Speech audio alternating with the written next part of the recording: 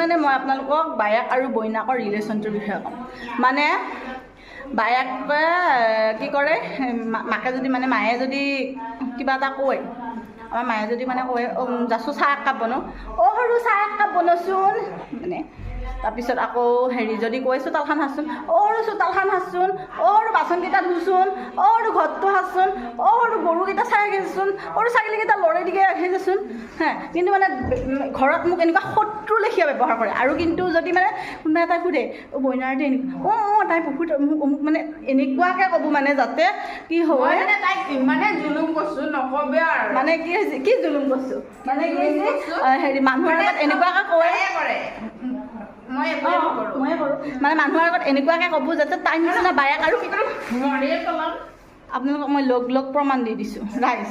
দেখা পাইছে মানে মোৰ লগত এনেকুৱা শত্ৰুৰ লেখীয়া ব্যৱহাৰ কৰে।